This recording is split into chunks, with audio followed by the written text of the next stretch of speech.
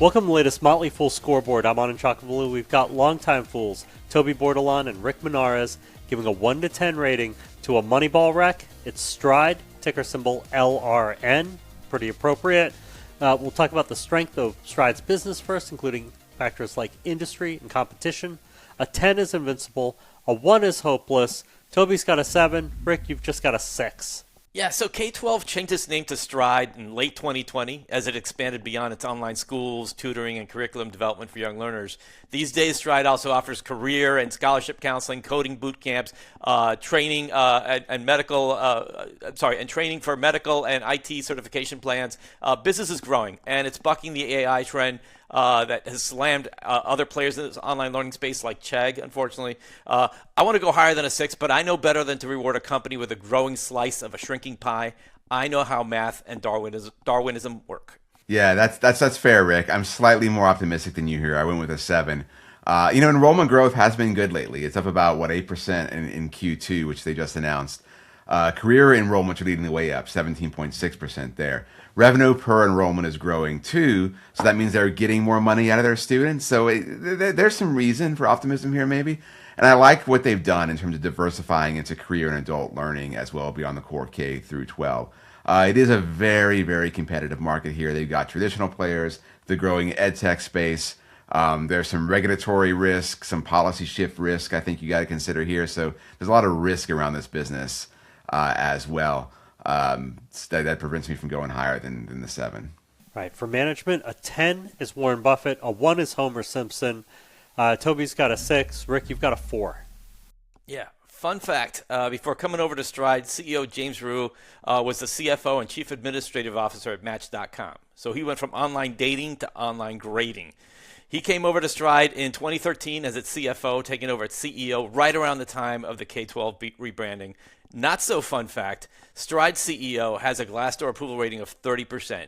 It's not a good look when more than 2/3 of your employees submitting reviews don't like what you're doing. But in his defense, there have been a few reorgs at Stride over the years before he took over. It could be a larger dissatisfaction problem than just the current CEO.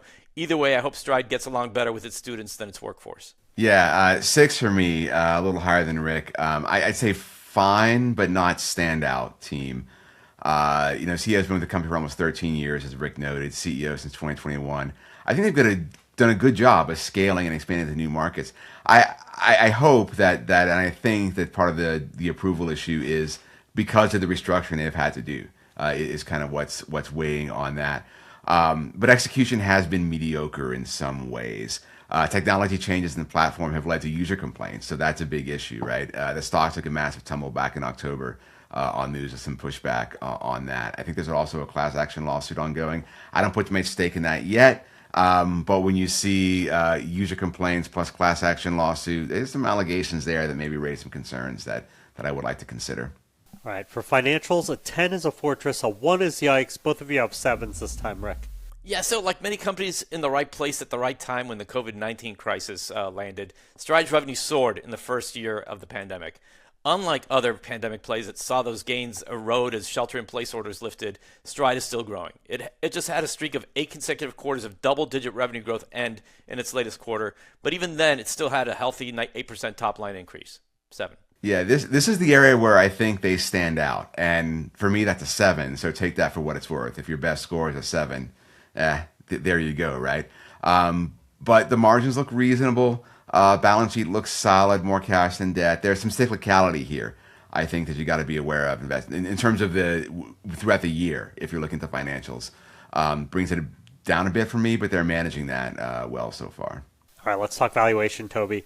How well will Stride stock do over the next 5 years, and how safe is it? 10's a sure thing, 1's a lottery ticket. 10 to 15%, I think, maybe the low end of that. There's potential here. The valuation multiples are lower than many of the peers in this group, so that indicates some upside if they can get their act together and they can start executing really well here. Safety for me is 6, in large part because that valuation does look reasonable. I'm not, the recent run-up we've seen post-earnings, is that justified? Maybe not. But even with that, I think there's still less optimism than you have with some of the competitors. And I think the risk of a major drop is relatively low, although it isn't zero, because, look at last year. They've had that happen before. Yes, I'm with Toby, 10 to 15%. Valuation is for strides. You can buy Stride at a forward earnings multiple in the high single digits. That provides a lot of upside, but now let's talk about the floor. A safety score of 5. Now, this may be a low score for a cheap and growing company with a healthy balance sheet. However, the stock did lose more than half of its value in a single day in October that Toby was alluding to when it announced disappointing quarterly results and warning that its platform upgrade hiccup caused it to lose out on more than 10,000 enrollments. If a stock can get cut in half on a small blip, I'll cut a perfect safety score in half, 5. Yeah, I'm used to those Yahoo Finance alerts, and you're like, oh, stock moves crazy, and it's like 2.3%, 50% or so of your stock value. That is a wild movement off of earnings. Thank you to both Rick and to Toby. They've given Stride a meh overall score of 6.3 out of 10. For Toppits, Rick prefers Duolingo for its faster growth and its differentiated app, while Toby barely prefers Grand Canyon. Look out for a new scoreboard every market day at 7 p.m. Eastern. Next up is Micron Technology. Till then, Fool on.